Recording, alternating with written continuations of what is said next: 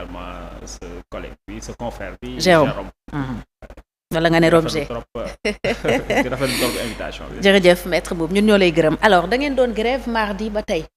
jeexal ngeen. waaw dañu grève bu 48 heures. waaw disons que dañu en fait mettre en œuvre grève bi nga xam ne dañ ko suspendre woon. donc à la suite des négociations suivi des accords avec le garde des Sceaux l'ancien garde des Sceaux monsieur Ismaïla Madior Fall. bi ñu toogee diir nag ñu jàpp ne accords yi nga xam ne moom lañ signé woon ak ñoom respecté wu ko. ñun ci la ñu jàpp ne ñun aussi war nañ yëngu-yëngal.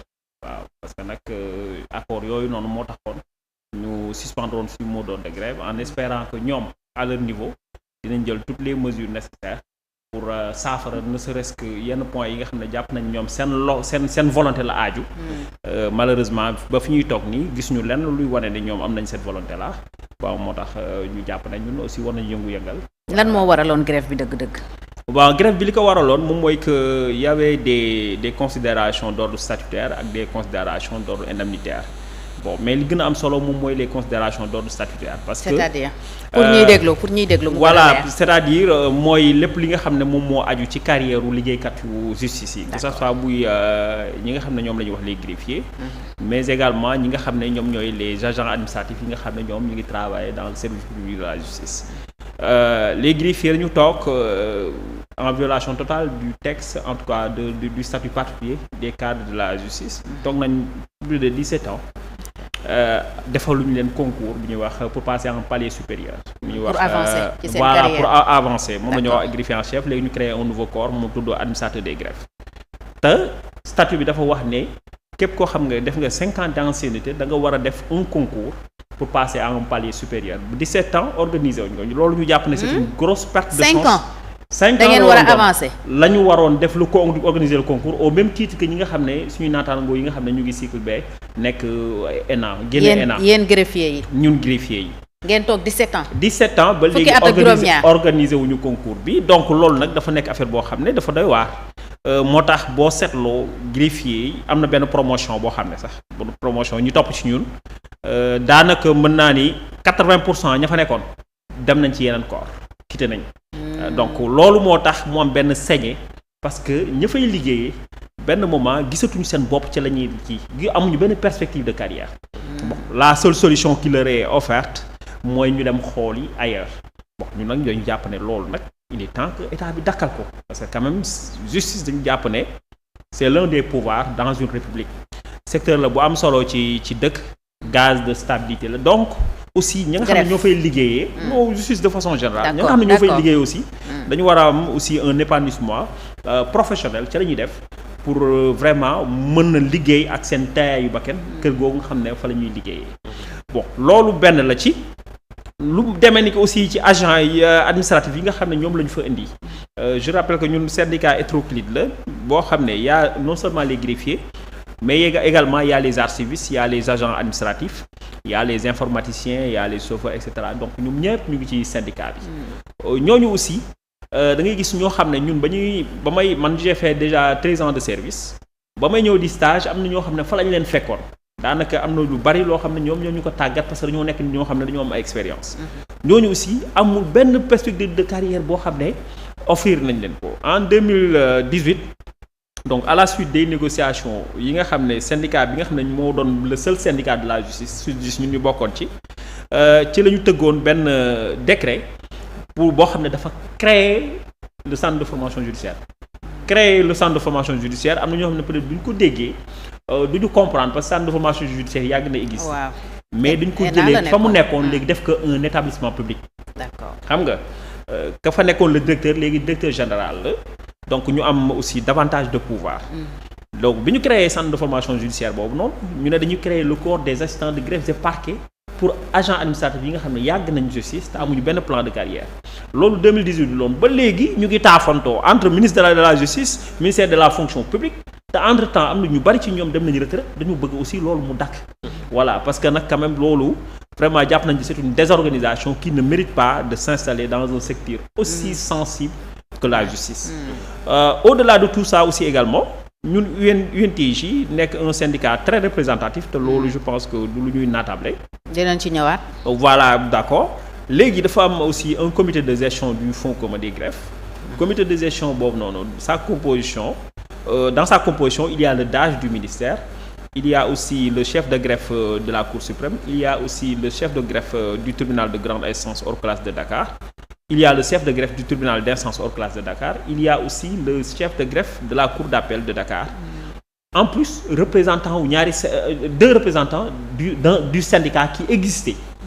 Actuellement, ça fait 3 ans, il y a un second syndicat. Nous jàpp na ñun aussi, puisque dañuy ŋàññ nañ koy doxalee jàpp nañ ne ñun aussi foofu na wala ñu fa installé wu. du loolu rek mais bon dama ci kii rek. ci point yi nga xam ne moom mooy suñuy revendication le temps que ñuy développé ci discussion bi. Le 28 avril su ma juumul.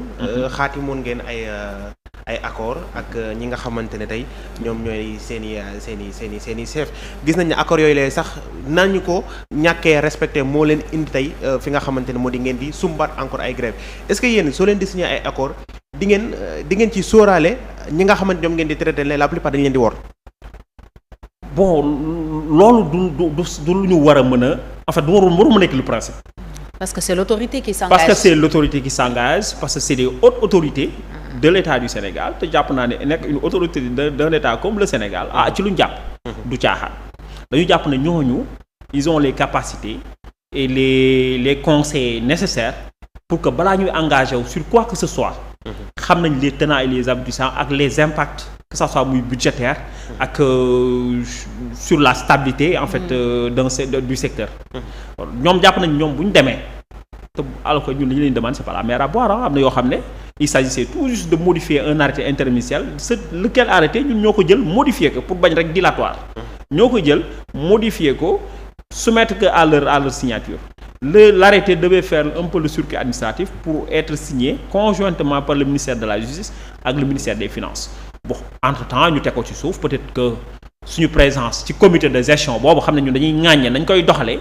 peut-être que moo leen entré problème fonds commun yi kon ba tey réglé wul. mais ba léegi réglé wul mais au moins dugg ngeen ci commission bi. ba léegi parce que pour ñu dugg ci comité de gestion du fonds commun il fallait modifier cet arrêté-là. ñun bañ dilatoire ñoo jël l'arrêté lui-même. modifier ko dugal ci ñun suñu ñaari représentants yi nga xam ne moo lañu bëgg bokk. mais bon ñu teg ko bon peut-être que c'était pour calmer les ardeurs. le temps de. mais yéen en fait man li ma dul comprendre mooy yéen à chaque fois parce que li ma dégg li am ci 2023 bi bi ma nekkee jeune ba léegi musuma gis quand même grève bu bari bi nga xamante ne des agents judiciaires ñoo ngi koy def. seen mooy yi nga xam ne ñoo nekk ci seen corps professionnel yëpp léegi loolu lan moo ko waral ndax ministère moo deful liggéeyam. wala yéen vous en demandez trop. non absolument pas léegi rek évoqué naa benn situation bu am boo xam ne c'est une situation inédite dans l'administration c'est-à-dire comment on peut jël des cadres de la justice nga former leen nga en fait sur la base d'un décret. ñoom ba ñuy dugg y a un contrat moral et légal même bu koy lié avec l'État du Sénégal. Vous faites un concours très sélectif. À l'issue on forme pour 2 ans au centre de formation judiciaire. Et que yéen seen plan de carrière nii lay demee au bout de 5 ans vous avez droit à faire un concours pour passer à un palier supérieur. Depuis 17 ans ce concours n'a jamais été organisé. wax nañ leen li tax organisé wu. mais absolument pas en fait manque de volonté la quoi. ñun parfois on se pose des questions quoi lan mooy la politique du ministère de la Justice lan mooy la politique du directeur des services judiciaires bi nga xam ne. moom mooy gérer ñun suñuy carrière. moom mooy yor la gestion du personnel. kon da ngeen bëgg wax ne bi Abdoulaye Wade génnee fii bi léegi concours bi amul. concours bi amul la en fait pour vous dire actuellement ñi nga xam ne ñoom ñoo nekk ay administrateurs des greffes actuellement nii au Sénégal. bu matee 5 ci la yem. c'est un corps en voie de disparition. léegi le problème te lan mooy seen njariñ yéen ci justice les greffiers. bon le greffier c'est xam nga justice dafa am ñetti pàcc. dafa am d'abord en tout cas ci organisation interne dans un genre de juridiction. dafa am le parquet. que ça soit muy le parquet général au niveau de la Cour suprême au niveau des cours d'appel. wala le parquet en fait de la République. wala le délégué du procureur bi nga xam ne mooy nekk au niveau des TI des tribunaux d'instance. à côté mu am le siège bi nga xam ne les magistrats du siège ñoo fay nekk à côté mu am un greffe waaw ñetti pàcc yooyu ñoom ñoo séq liggéeyu tribunal te ku ne da nga am looy def. le parquet foofu le procureur bu dee en tout cas tribunal de grande instance c'est le procureur de la République moo koy diriger donc accompagné de ses substituts ñoom ñoo yor tout ce qui est poursuite. Voilà lépp loo xam ne c'est une affaire c'est relatif à l'affaire aux affaires en fait pénales ñoom seen domaine la ñoom ñooy enrôler aussi en la matière. Le siège ñoom ñoo yor la décision ñoom ñooy juger.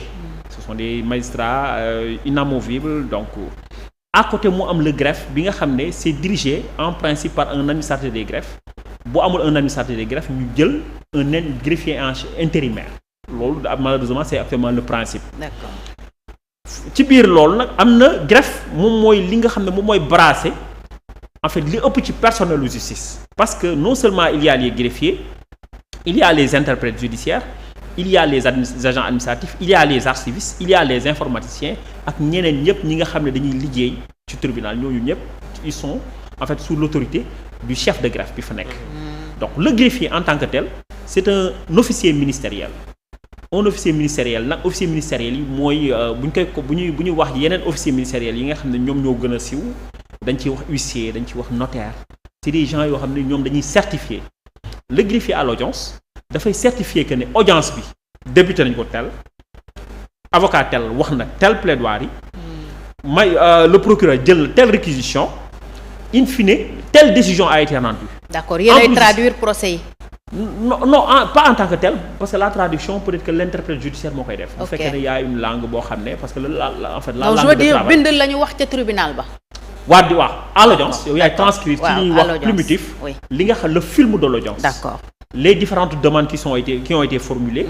xam nga lu wax les différentes plaidoiries les différents réquisitoires ak la décision finale. loolu nag dafa am solo parce que xam nga lu tax ñu koy def dañu bëgg képp koo xam ne nekkoo woon sa audience